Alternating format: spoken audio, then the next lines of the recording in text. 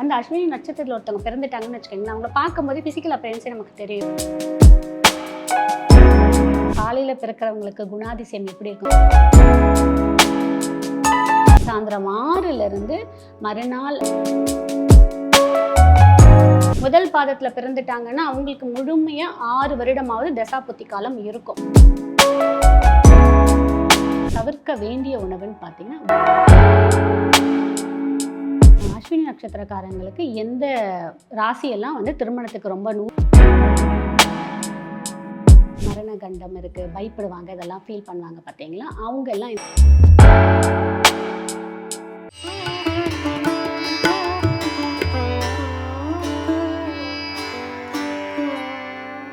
பிரணவ மந்திர நேயர்களுக்கு அபியின் அன்பான வணக்கங்கள். பொதுவாக நம்மளுக்கு 27 நட்சத்திரம் இருக்குன்னு அப்படின்றது தெரியும். ஒருவர் அஸ்வினியில் பிறந்திருக்காங்க அப்படின்னா அவங்க அடுத்தடுத்து என்ன மாதிரியான தசா காலங்களை சந்திப்பாங்க, அது என்ன மாதிரியான சவால்களை அவங்களுக்கு கொடுக்கும் அப்படின்றத நம்ம அஸ்ட்ராலஜர் கஜலட்சுமி கிட்ட கேட்டு தெரிஞ்சுக்கலாம். வணக்கம் மேம். இப்போ ஒருத்தவங்க அஸ்வினியில் பிறந்திருக்காங்க அப்படின்னா அவங்களோட முதல் காலகட்டத்தில் எந்த மாதிரி திசைகளை அவங்க சந்திப்பாங்க, அதுக்கப்புறம் அவங்க வாழ்க்கை எப்படி இருக்கும்? முதல்ல அஸ்வினி நட்சத்திரோட குணாதிசயம் பற்றி நம்ம தெரிஞ்சுப்போம். அஸ்வினி நட்சத்திரம் முதல்ல எங்கே இருக்குன்றதை பற்றி தெரிஞ்சுப்போம், அதோட அதிபதி யாருன்னு தெரிஞ்சுப்போம். அஸ்வினி நட்சத்திரம் மேஷராசியில் இருக்கக்கூடிய முதல் நட்சத்திரம். 27 நட்சத்திரத்திலே முதன்மையான நட்சத்திரம் அஸ்வினி நட்சத்திரம். அதோடைய அதிபதி யாருன்னு பார்த்தீங்கன்னா கேது பகவான். மேஷத்தோட வீடு செவ்வாவோட வீடு. அப்போ செவ்வாய் ப்ளஸ் கேது இணைந்து வரக்கூடிய நட்சத்திரம். அந்த அஸ்வினி நட்சத்திரத்தில் தான் 10 பாகைக்குள்ள நமக்கு சூரிய பகவானும் உச்சமாகக்கூடிய நட்சத்திரமாக சொல்லப்படும். அஸ்வினியில் காலையில் பிறந்தவங்களுக்கான குணாதிசயம் வேறு மாதிரி இருக்கும்.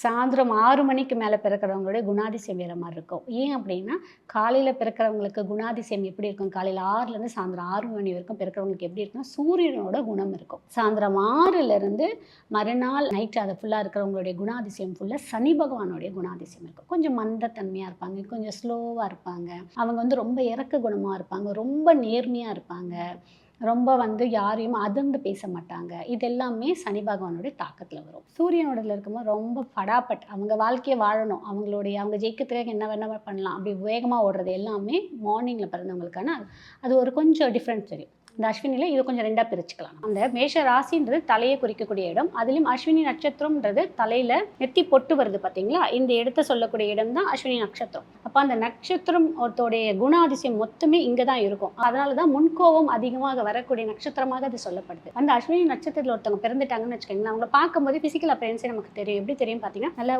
ஒல்லியா ஒரு குதிரையோட குணாதிசயம் எப்படி இருக்கு அதே மாதிரி உடல் வாகு இருக்கும், முகம் நீட்டு முகம், அந்த கண்கள் புருவம் முடி எல்லாமே பார்த்தீங்கன்னா அதோட தோற்றத்துக்காக இருக்குது. ஏன்னா அந்த அஸ்வினி நட்சத்திரத்தில் தான் நம்ம அஸ்வினி குமாரர்கள் பிறந்ததாகவும் சொல்லப்படுது, தேவலோகத்தோடைய மருத்துவர்களாகவும் அவர்களை சொல்லப்படுது. அப்போ அந்த அஸ்வினி நட்சத்திரத்தில் ஒருத்தர் பிறந்துட்டாங்க அப்படின்னா ஏதாவது ஒரு மருத்துவத்துறையில் இருப்பாங்க, டாக்டர்ஸாக இருப்பாங்க, இல்லை ஏதாவது ஒரு நர்ஸாக இருப்பாங்க, ஏதாவது ஒரு மருத்துவத்துறையில் இருப்பாங்க. அப்படி இல்லைன்னு வச்சுக்கோங்க கெமிக்கல் ரிலேட்டடாக இருப்பாங்க. ஏன்னா கேதுவோட நட்சத்திரம் அது. செவ்வாய் ப்ளஸ் கேது வரும்போது கெமிக்கல் ரிலேட்டடாக இருக்கக்கூடிய ஏதாவது ஒரு துறையில் இருக்கக்கூடிய ஒரு வல்லுநராகவும் இருப்பாங்க. அப்போது அந்த நட்சத்திரம் ரொம்ப வலிமையான நட்சத்திரம் தான். ஆனால் அதுலேயும் மைனஸ் இருக்குது. என்னென்னு பார்த்தீங்கன்னா, படிப்பு பார்த்தீங்கன்னா 10லேருந்து 12க்குள்ளே கண்டிப்பாக அவங்களுடைய படிப்பில் ஒரு தடை கொடுக்கும். ஏன்னா கேதுவோட தசா நமக்கு மொத்தம் 7 வருடம் தான். முதல் பாதத்தில் பிறந்துட்டாங்கன்னா அவங்களுக்கு முழுமையாக 6 வருடமாவது தசாபுத்தி காலம் இருக்கும். இன்கேஸ் 2வது பாதத்தில் பிறந்திருக்காங்கன்னு வச்சுக்கோங்களேன், அவங்களுடைய தசாபுத்தி காலம் ஒரு 5 வருடம் தான் இருக்கும். இதே 3வது நட்சத்திரத்தில் பிறந்திருக்காங்கன்னு பார்த்தீங்கன்னா அவங்களுடைய தசாபுத்தி காலம் 4 வருடம் இருக்க மாதிரி இருக்கும். 4வது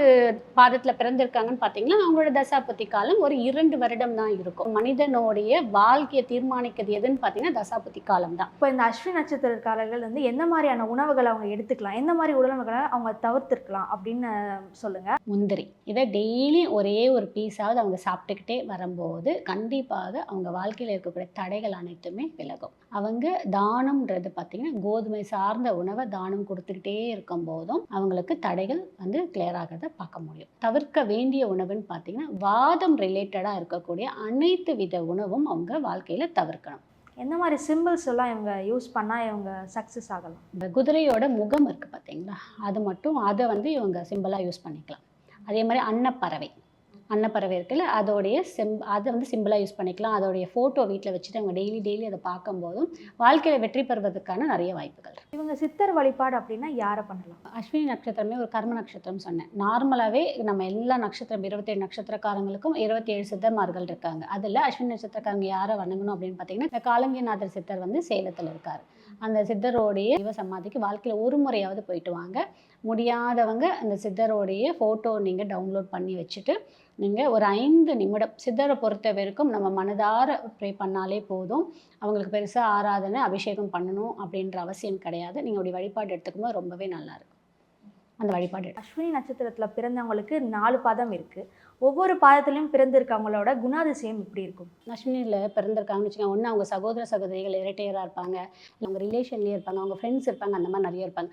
ஆனால் இரட்டையர் இருவருக்குமே ஒரே மாதிரி வாழ்க்கை அமையாது. சந்திரன் நவாம்சத்தில் என்ன விளையாடுறோ அதை பொறுத்து நமக்கு வந்து வாழ்க்கை அமையும். 1ஆம் பாதம் போது அவங்களோட நவாம்சத்தில் என்ன விடும்னா சேம் மேஷத்துலேயே இருக்கும். அப்போது கேது ப்ளஸ் செவ்வாய் ப்ளஸ் சந்திரன் அரசு சார்ந்த அரசாங்கத்தில் வேலை கிடைக்கிற மாதிரி இருக்கும், இல்லை அரசு அதிகாரியோட தொடர்பு இருக்க மாதிரி இருக்கும், இல்லை அரசு சார்ந்த விஷயத்தில் இருக்க மாதிரி இருக்கும், இல்லை அரசு ரிலேட்டடாகவே அவங்களோட திங்கிங் ப்ராசஸ் எல்லாமே இருக்கும், இல்லை அவங்க அரசு ஆஃபீஸு ஹாஸ்பிட்டல் இருக்குது பார்த்தீங்கன்னா அது பக்கத்துலேயே அவங்க வீடு இருக்க மாதிரி இருக்கும். இது எல்லாமே இந்த முதல் பாதத்தோடைய இது குணாதிசயம். 2ஆம் பாதம் பார்க்கும்போது இவங்களோட நவாம்சத்தில் வந்து ரிஷபத்தில் விடும். அப்போது சந்திரன் ப்ளஸ் சுக்கிரன் ப்ளஸ் செவ்வாய், இப்போ இந்த 3 காம்பினேஷன் வந்துடும். அங்கே வந்து ரிஷபத்தில் தான் நமக்கு சந்திரன் உச்சமாகவும் இருக்கார். அப்போது அவங்களுக்கு என்னென்னா தாய் உள்ளம் கொண்டதாகவும் இருக்கும், அம்மாவோட பாசம் அதிகமாக கிடைக்கும், அப்பாவோட பாசம் பெருசாக கிடைக்காது. அப்பா ஒன்று இவங்க விட்டு தனியாக போனவங்களாக இருப்பாங்க, இல்லை அவங்க அப்பா இறந்துருப்பாங்க, இல்லை அப்படின்னா வெளியூரில் வேலை பார்க்குறவங்களாக இருப்பாங்க. அஸ்வினி நட்சத்திரக்காரங்களே ஹாஸ்டலில் படிக்கிற மாதிரி இருக்கும். அந்த ஒரு அமைப்பு கொடுத்துரும். ஏன்னா அஸ்வினியில் தான் சூரியன் உச்சம். அப்போ நல்லா இருக்கணுமே நம்ம கேட்கலாம், பட் அது அங்கே மைனஸாக போயிடும் நமக்கு. அதுலேயும் இந்த 2ஆம் பாதம் இருக்காங்க பார்த்தீங்கன்னா, அவங்களுக்கு ரிஷபத்தில் நவாம்சத்தில் விழறதுனால அம்மாவோட பயங்கர அட்டாச்மெண்ட், அம்மாவோட சொத்து கிடைக்கும். இந்த அஸ்வினி பிறந்தவங்களோட அம்மா பயங்கர கோவக்காரங்களாக இருப்பாங்க, பயங்கர பாசம் அந்த மாதிரி இருக்கும். 3ஆம் பாதம் பார்க்கும்போது நமக்கு என்ன பார்க்கணும்னா சந்திரன் செவ்வாய் ப்ளஸ் புதன் வந்துடுவார். ஏன்னா நவாம்சத்தில் மிதுனத்தில் விழும். புதன் வரும்போது என்ன ஆகணும், இந்த அஸ்வினி நட்சத்திர பொண்ணு பயங்கர பிரில்லியண்ட்டாக இருப்பாங்க, ஸ்மார்ட்டாக இருப்பாங்க, இன்டெலிஜென்ட்டாக இருப்பாங்க, எல்லாம் இருக்கும். ஆனால் அந்த கோவத்தால் போட்டு எல்லாத்தையும் உடைச்சிடுவாங்க. அப்பாவோட சொத்து பெருசாக இவங்களுக்கு கிடைக்காது, அம்மாவோட சொத்து தான் கிடைக்கும். அதுலேயும் இந்த அஸ்வினி நட்சத்திரத்தில் பிறந்தவங்கன்னு வச்சிங்களா, அவங்க அம்மா ஏதாவது ஒரு ரீதியாக வெற்றி பெற்றுருவாங்க வாழ்க்கையில். சொத்து சேர்க்கறதாகட்டும், அவங்களுடைய தொழிலில் முன்னேற்றமாக இருக்கட்டும், இந்த குழந்தையால் அவங்க அம்மாவோட வளர்ச்சி அபிவிருத்தியாக இருக்கக்கூடியது தான் இந்த அஸ்வினி நட்சத்திரம். அஸ்வினி நட்சத்திரத்தில் 4ஆம் பாதம் எடுத்துக்கிட்டிங்கன்னு வச்சுக்கோங்களேன், நிறைய இழப்பை சந்திக்கக்கூடியதாக இருக்கும். அதுலேயும் பர்டிகுலராக அப்பாவோட உடல் நலம் பயங்கரமாக அவங்க பாதிக்கக்கூடிய ஒரு தன்மையாக இருக்கும், இழப்பு சந்திக்கக்கூடிய ஒரு காரியமாக சொல்லப்படுது. அஸ்வினி 4ஆம் பாதம் ரொம்ப அவங்களும் கஷ்டப்படக்கூடிய ரீதியாக தான் இருக்குது. அஸ்வினியில் பிறந்தவங்க மோஸ்ட்டாகவே கொஞ்சம் சொத்து வாய்ப்போடு இருக்கவங்களாக தான் இருப்பாங்க, கொஞ்சம் சுபபோக வாழ்க்கை வாழக்கூடியதாகவும் இருப்பாங்க, கொஞ்சம் பெருசாக கஷ்டப்பட மாட்டாங்க. ஏன்னா கேது தசை முடிஞ்சிடுது 6 வயதுக்குள்ளேயே. அதுக்கப்புறம் வரக்கூடிய தசை சுக்கிர தசை. அந்த குழந்தைய பார்த்தீங்கன்னா லிப்ஸ்டிக் போடுறதும், கலைத்துறையில் ஆர்வம் இருக்கிறதும், அதுக்கப்புறம் ட்ரெஸ்ஸிங் சென்ஸில் ஜாஸ்தி இருக்கிறதும், உணவு சாப்பிட்றதுலையும், கலைத்துறையில் இருக்கிறதையும், இந்த மாதிரி விஷயம்லாம் ஜாஸ்தி நாட்டம் வரும் சுக்கிரனில் இருக்கும்போது. அஸ்வினி நட்சத்திரத்தில் பிறந்தவங்களுக்கு 10, 12லேயே படிப்பு வந்து ஒரு தடை விழும். காரணம் குட்டி சுக்கிரன் உள்ளே வந்துட்டார். அந்த நட்பு வந்து வட்டாரம் எப்படி இருக்கும்னு பார்த்தீங்கன்னா, அவங்களுக்கு அதை சார்ந்த நட்பு தான் இருக்கும், இந்த காதல் சார்ந்த நட்பு தான் இருக்கும், அப்புறம் இந்த கலை சார்ந்த நட்பு தான் இருக்கும். இந்த மாதிரி இருக்கும்போது அவங்களுக்கு படிப்பு இருக்காது. இப்போ நீங்கள் சுக்கிர தசை பற்றி சொன்னீங்க, அது வந்து ஒரு 20 இயர்ஸாக இருக்கக்கூடிய ஒரு பெரிய தசை அப்படின்ற மாதிரி சொன்னீங்க. ஸோ இதில் வந்து அஸ்வினி நட்சத்திரத்தில் பிறந்திருக்கவங்க எந்த மாதிரியான படிப்புகளை சூஸ் பண்ணால் அவங்களுக்கு வெற்றி கிடைக்கும், அதுக்கு அடுத்தபடியாக வந்து மேரேஜ் அந்த லைஃப் அவங்களுக்கு எப்படி இருக்கும், அதை பற்றி கொஞ்சம் சொல்லுங்கள். அஸ்வினியை பொறுத்த வரைக்கும் 2ஆவதாக வரக்கூடிய தசை சுக்கிர தசை. அந்த சுக்கிர தசை 20 வருடம் இருக்கிறதுலையே பெரிய தசா அப்படின்னு சொல்லக்கூடியது சுக்கிர தசை தான். அஸ்வினியில் பிறந்தவங்க 10ஆம் 12ஆம் வயதில் படிப்பு ஏதாவது ஒரு ரீதியாக முட்டுக்கட்டை வரும்னு சொல்லிட்டு, அதுக்கு காரணம் என்னன்னு பார்த்தீங்கன்னா, இவங்களுக்கு சுக்கிர தசை 6லேருந்து 5 மேக்ஸிமம் 5, 6, 7 ஸ்டார்ட் ஆயிடும். அஸ்வினிக்கு 2 விஷயம் நடக்கும். ஒன்று 20 வயதுக்குள்ள 18, 19, 20க்குள்ள கல்யாணம் ஆகும். அப்படி இல்லை அப்படின்னா 28, 29, 30ல தான் கல்யாணம் ஆகும். அந்த 30க்கு மேலே போயிடுச்சுன்னு வச்சுக்கோங்களேன், அவங்களுக்கு கல்யாணம் ஆகிறதுல தாமதம் தடன்றது கொடுத்தே தீரும். ஏன் அப்படின்னா நமக்கு சுக்கிர தசை 24ஓட முடிஞ்சிடும், 24, 25ஓட முடிஞ்சிடும். சுக்கிர தசையில் சுக்கிர புத்தி நல்லா இருக்கும், சுக்கிர தசையில் சூரிய புத்தி நல்லா இருக்கும், சுக்கிர தசையில் சந்திர புத்தி ஓரளவுக்கு ரொம்ப பேடா இல்லைனா நல்லா இருக்கும். அவங்களுக்கு ஆகவே ஆகாத புத்தி அப்படின்னு பார்த்தீங்கன்னா சுக்கிர தசையில் கேது புத்தி புதன் புத்தி அவங்களுக்கு ஆகாது. ஏன் அப்படின்னா சுக்கிரனும் புதனும் அங்கே சேரும்போது காதலை தான் தூண்டுவார், காமத்தை தான் தூண்டுவார். இப்போ அங்கே தூண்டும் போது என்ன ஆகும்னா அந்த குழந்தைங்களுக்கு படிப்புன்ற ஒரு நாட்டமே வராது. ஸோ இந்த இடத்துல தான் ரொம்ப நம்ம கவனமாக இருந்து பசங்களை வழி நடத்திட்டு போகணும். படிக்கிற பசங்க இவங்க வந்து எந்த மாதிரியான படிப்பை வந்து சூஸ் பண்ணால் அவங்க ஓரளவுக்கு வெற்றி பெறுவாங்க அப்படின்றது சொல்லுங்கள். தொழில் சார்ந்த படிப்பு என்ன படிக்கலாம்னு பார்த்தீங்கன்னா மெடிக்கல் ரிலேட்டாக எதை வேணாலும் படிக்கலாம். அவங்க படிக்கும்போது அவங்களுக்கு அது நல்லாவே கை கொடுக்கும்.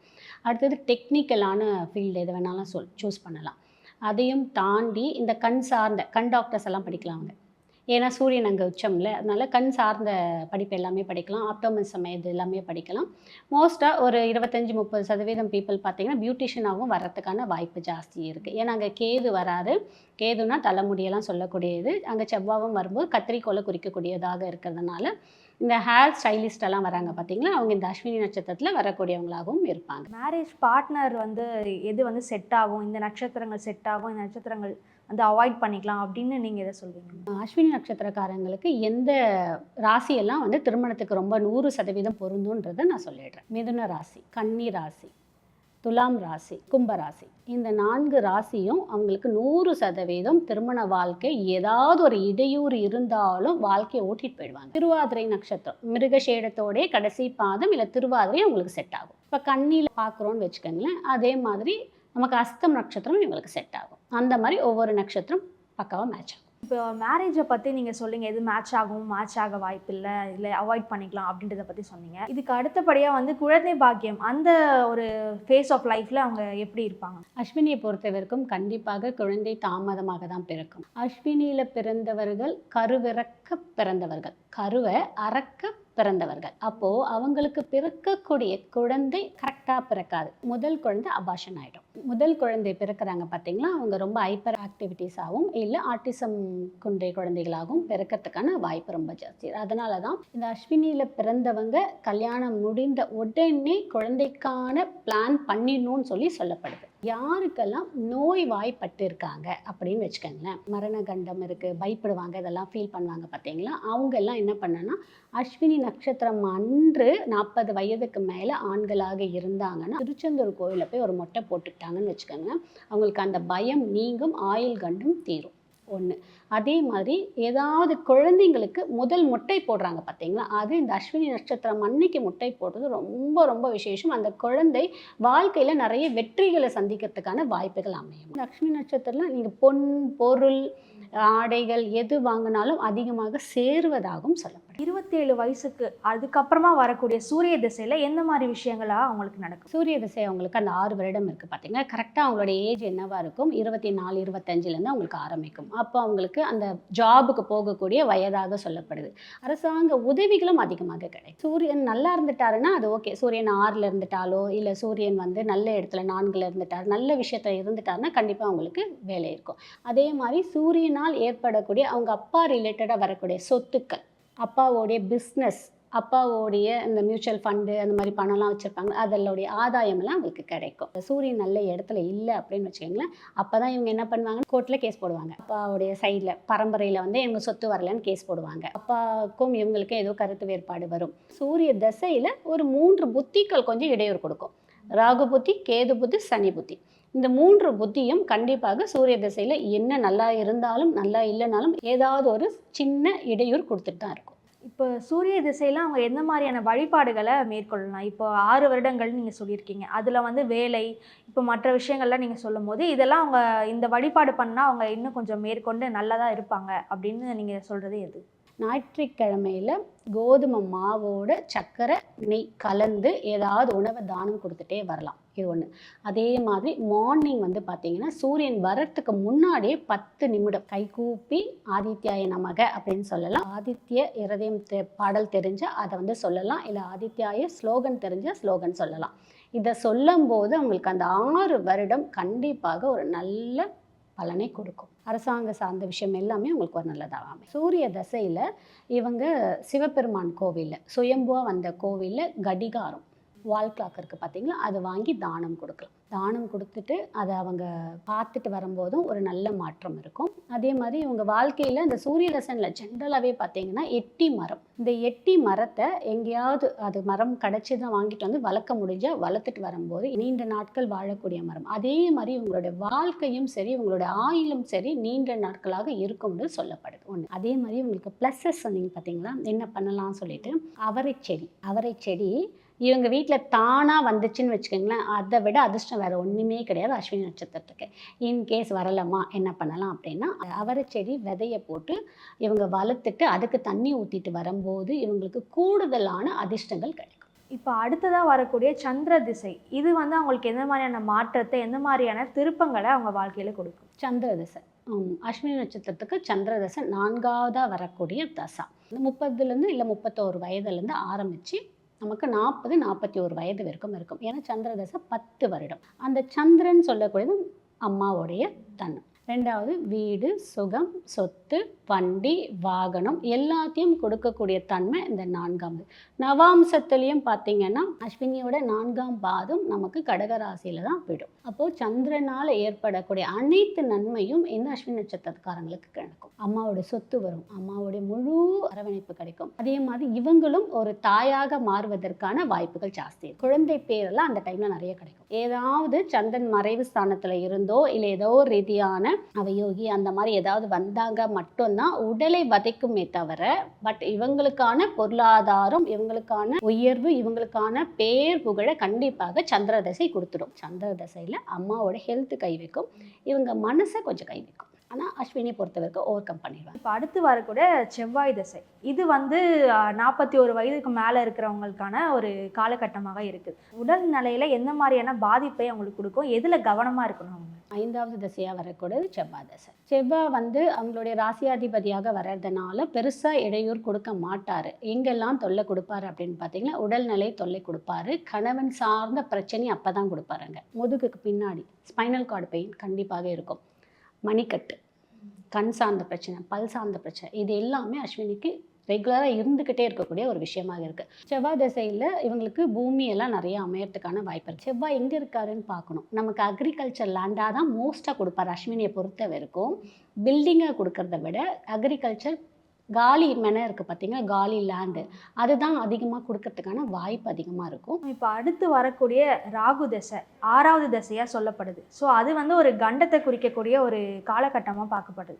ஸோ அதில் வந்து எப்படி இருப்பாங்க, எந்த மாதிரியான விளைவுகளை அவங்க சந்திப்பாங்க? அடுத்து வரக்கூடிய ராகு தசை 6வது தசை தான். 6வது தசைன்னும் போது என்ன பண்ணும் அப்படின்னா, அரசாங்க சார்ந்த விஷயத்தில் பிரச்சனையில் மாட்டுவாங்க. அதுவும் ராகு தசையில் ராகு புத்தியில் கண்டிப்பாக ஒரு சூழல் கொடுத்தே தீரும். ஒரு சின்ன பஞ்சாயத்தோ இல்லை பெரிய இதுவோ ஒரு தகராறு கொடுத்தே தீரும். அடுத்தது ராகு தசையில் சனி புத்தி வரும்போது கண்டிப்பாக கவனம் தேவை. ஒரு விரயத்தை கொடுக்கும், அவங்களுக்கே ஹெல்த் ரிலேட்டடாக பிரச்சனையை கொடுத்தே தீரும். ஏன் இது ரொம்ப பெருசாக கொடுக்கும் அப்படின்னா, அஸ்வினி நட்சத்திரம் கேதுவோட நட்சத்திரம், இது ராகு தசை, அது இந்த எண்டு, இது இந்த எண்டு.